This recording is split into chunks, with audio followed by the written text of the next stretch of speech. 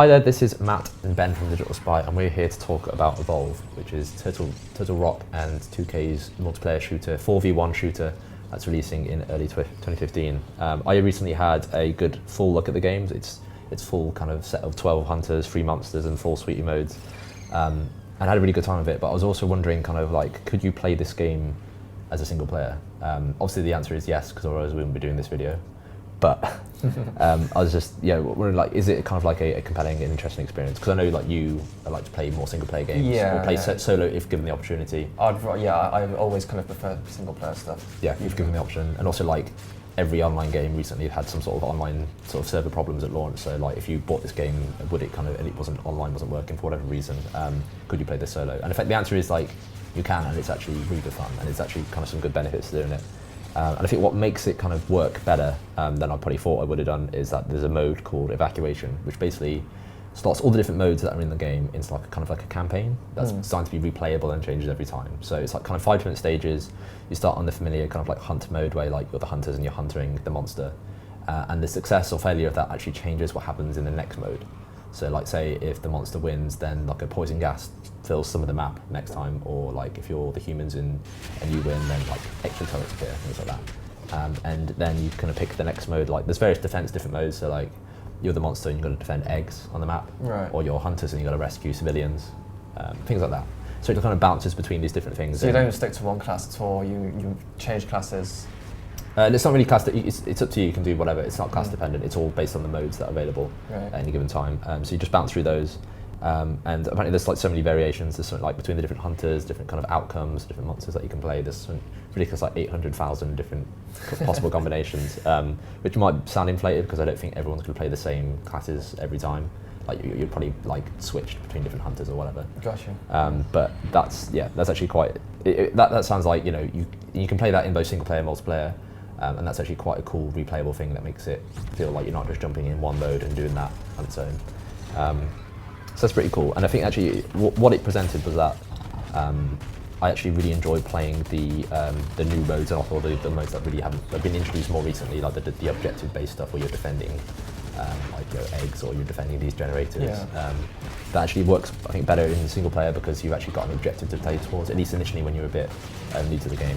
Because you played the traditional hunt mode, where basically you're the hunters and you're hunting the monster, and he has to get away and eat guys, and you quite enjoyed that. Yeah, I think I feel like the emphasis on teamwork and working together is something that's relatively unique in terms of how whether you succeed or not is really dependent on that. I think the kind of interesting thing about single player versus multiplayer to me is that obviously with multiplayer, if a human is controlling the monster, everyone has their own different strategies, and everyone has their own ways of controlling that character. And I guess one of my questions is is the single player AI a bit more predictable, and does it kind of harm the experience in any way, would you say? I didn't play it long enough that kind of really I could see that necessarily.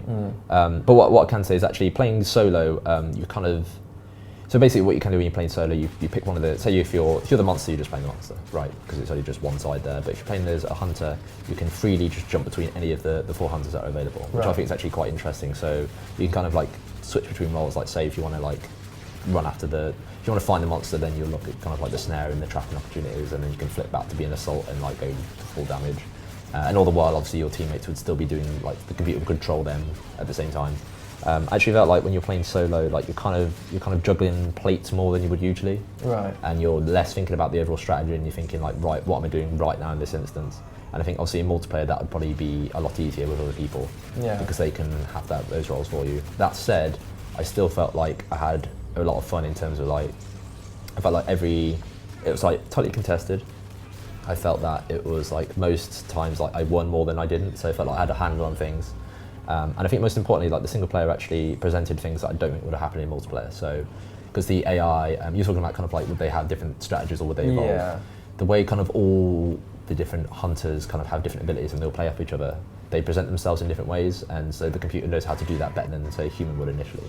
So, for example, like the hunter that was a medic in one of in the modes where you're reviving civilians and you got to take them to a drop point, they would they can revive teammates from a distance, but they can also revive those civilians from a distance.